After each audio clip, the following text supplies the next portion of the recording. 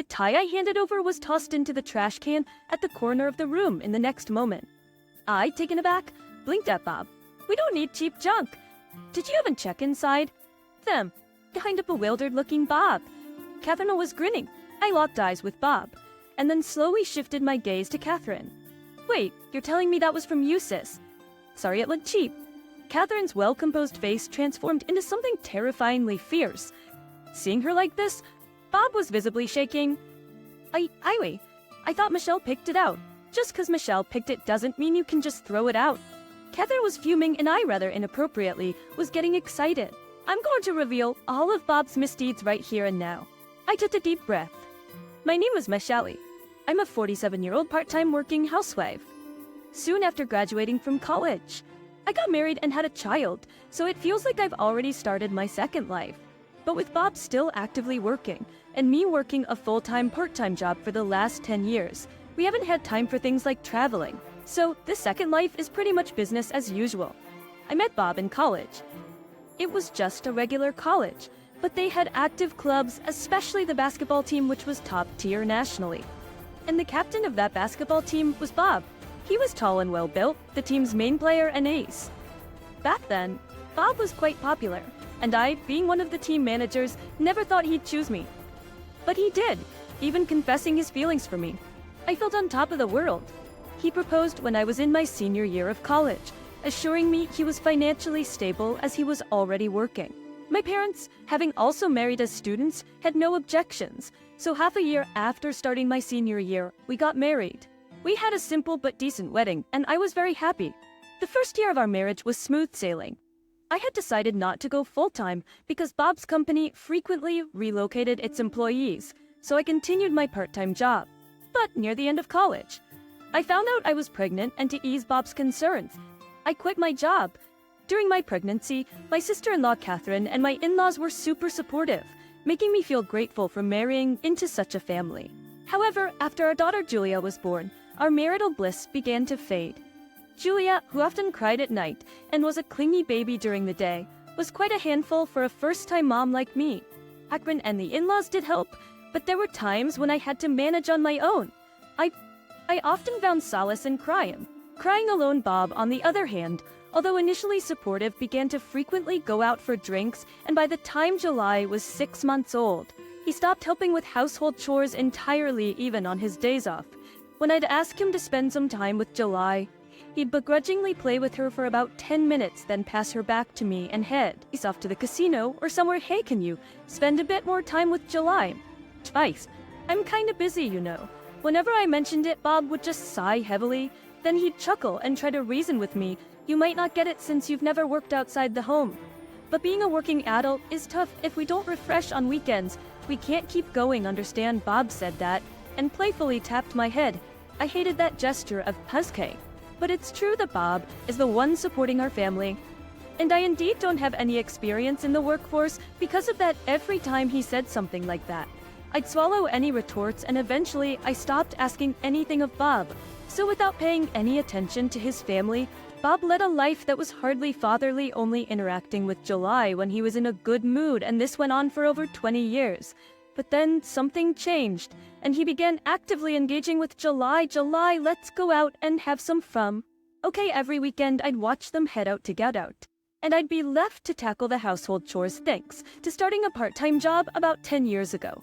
Our financial situation became more comfortable, but chores would pile up, so weekends were dedicated to cleaning and meal prep up until 3 years ago. July was on my side. She'd help out, get me gifts, but ever since she started going out with Bob, she completely sided with him. The reason was simple. Bob would buy her things every time they went out. She'd come home holding bags full of new clothes, accessories, and other items. At first, she seemed taken aback by the gifts. But now she'd happily head straight to her room and try everything on. Maybe you shouldn't be buying her expensive things every week. Hey, oh, are you jealous of July? Can't blame me, she's way prettier than an old hag like you. Bob laughed it off and headed to July's room. Indeed, July lay lively and radiant like Bob is undeniably beautiful. She seems aware of it too, and not to brag, but she's gorgeous enough to be a celebrity. I, on the other hand, am rather plain. But I'm only 45. There's no reason for him to call me an old hag. Fed up, I decided to confront them and headed towards July's room. But just as I was about to turn the doorknob, I overheard a shocking conversation. "Thanks, Dad. This is so cute. You look great in it, just like your old man's daughter. Please thank Amanda for me too. I wanted to match with her. Amanda's pretty, just like you. The store clerk today even said we're a good-looking family." Really? That makes me so happy. I couldn't grasp what they were talking about. Who's this beautiful family? I thought it was just the two of them going out every weekend. Standing there with my hand on the doorknob, my eyes widened in confusion. Some tears streamed down my face, but I was paralyzed. Oblivious to my presence, Julia and Bob kept laughing and chatting about their next outing. The resentment I felt towards them was overwhelming. The next day, on my way back from work, I stopped by a private detective agency. The staff there was very kind, and I poured out everything that had been bottled up inside me. It was right then and there. I decided to have them investigate Bob and Julia. A few months later, when I received the investigation report, I was stunned. Bob met his mistress almost daily, and on weekends, they take trips with Julia. But as I read on, even more shocking details emerged. Alan, this can't be real. Faced with Bob's blatant deceit, anger bubbled up within me. I'll never forgive him. I'll get my revenge. Just as that thought crossed my mind, a message pinged on my smartphone. It was from Catherine, inviting me to a celebration at their family home in honor of Bob's recent promotion. I hadn't heard a word about Bob's promotion, but I decided to accept Catherine's invitation. I didn't want to buy a gift to celebrate his promotion, but it seemed odd if I were the only one who didn't bring anything. So, I decided to get something with Catherine's help.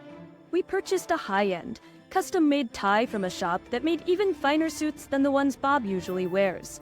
The tie cost me $300. We'll put it in a plain paper bag so he won't guess what's inside right away. It's a surprise. I hope he likes it. I hope so. It's imagining her younger brother's happy face. Catherine looked pleased. A part of me felt guilty, but my desire for revenge against Bob was much stronger. With determination, I moved forward with my plan. The day of Bob's celebration arrived. As we were leaving the house, Bob noticed the plain bag in my hand and couldn't hide his disappointment. Without a word, we headed to the family home. The padres once there. Bob's parents and Catherine joined us, and we enjoyed a delightful meal. Shall we start with the gifts? Who wants to go first? Adoy, happy promotion. Dad. Julia handed him a no-brand handkerchief. Though it came in a neat box, it didn't look particularly expensive. But Bob, who usually loved branded items, accepted it with a smile. It's unusual for Bob, who's always loved branded items. With that in mind, I pulled out the tie box from the paper bag and handed it to Bob.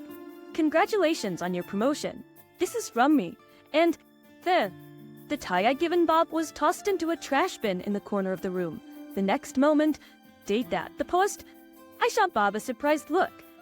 I don't want this cheap trash. Did you even check what's inside? It's behind a puzzled-looking Bob. Akim was smiling. Our eyes met, and I slowly shifted my gaze to Catherine. Wait, did you? It's my bad for choosing something cheap. Akron's calm face suddenly turned fierce. Seeing her like that? No, I thought Michelle chose it. Well, it would be okay to throw away something Michelle got for you. Catherine's fiery anger made me feel excited inappropriately. I decided to expose all of Bob's misdeeds right there and then. I took a deep breath. Catherine, it's okay. I'm not upset, but still, it's really okay. After all, who needs a gift from someone they're about to divorce, right? Everyone present was shocked by my words. Bob was trembling, but tried to stay calm, speaking to me in a soft voice. So divorce, I know I overdid it just now. I'm sorry, okay? Wait, you think this is all about what just happened? What are you talking about? Bob, not understanding my true intentions, stuttered. But amidst the tension, a nonchalant voice chimed in. We not divorce. It doesn't concern me anymore.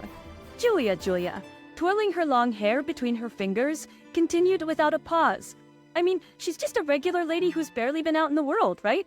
It's obviously better to have someone stylish as a mother. She was probably talking about Bob's mistress. Bob, unaware that I knew about her, looked uncomfortable. Seeing them, I sarcastically said, "Oh, so what was her name? Amanda? Isn't she more to Julia's liking? How do you know about Amanda?" Bob was visibly panicked at my revelation of his affair. Julia, however, remained unaffected. I said to the two of them, dripping with sarcasm, "See, you've lost your love for me, and you want to marry, right? Too bad I don't have the time or the interest in someone else right now." "Ah, well, you see." Suddenly, all eyes in the room were on Bob, who was struggling for words, making up reasons to cheat and convincing Julia of them. "You just don't want to look bad, huh?" "What do you mean?" Julia looked confused as she pressed Bob for answers. It made sense, after all. Bob had told Julia that I was having an affair and was considering divorce. He even said that when he introduced her to his mistress, they were keeping their relationship a secret because I was reluctant to divorce, but they planned to marry as soon as they could. When I learned of this, my head ached. I never cheated, and the reason I wasn't home much was because of my increased part-time work hours, deceiving our daughter with lies and luring her with gifts. That's just the worst kind of parenting. Dad, you said Mom was cheating, right? That she refused to divorce even though you wanted to. Was that a lie? Julia's shrill voice echoed through the room. I replied calmly, "He probably thought it'd be more convenient to deceive you. That way, after the divorce, it'd be easier for him to bring you around to Grandpa and Grandma's. Or maybe it'd be easier for him to return to his parents' place. Probably reasons like that. It's a lie." Bob was visibly shaken and pale. I handed him the business card of a divorce attorney. "Wait, Michelle, can we discuss the divorce? Aren't you planning to marry? What was her name?" "Vanessa. It seems Julia likes her quite a bit, so I don't see a problem. But we've been together for over 20 years. There's a bond. The bond you're talking about isn't with me. It's with the alimony you don't want to part with, isn't it?" I said sharply, and he glared back, clearly struck by the truth. The image I once admired was nowhere to be seen. He just looked like a regular middle-aged man. It's only now that I realize my feelings for him have completely vanished. "Is that true?" Suddenly, Pakan's voice cut through the tense room. Bob visibly flinched. The real person to be feared in this house wasn't the in-laws, it was Catherine. She'd been engaged to a man who cheated on her and had been single ever since. Despite her beauty and being the center of attention wherever she went, Catherine rejected all advances after her engagement was broken off. "You know I despise men who cheat, right?" "Yes. So why did you do this?" "You hurt Michelle. What were you thinking?" Catherine's voice was steady, but there was an undertone of quiet anger. Everyone in the room was on edge. Bob was shaking, his face pale. "Right now, the best thing you can do is accept the divorce, pay the alimony, and then cut ties with this family." "Got it. Cut ties? Why?" Catherine shot back. Bob's eyes widened in shock, and he slouched in disbelief. Those words must have hurt, especially since Bob had always been so close to his sister. Tears began to form in his eyes. "Michelle should be the one crying. You don't have any right to shed tears," Catherine said, not letting up. Bob remained silent, his gaze dropped. I then decided to hand him another document to seal the deal.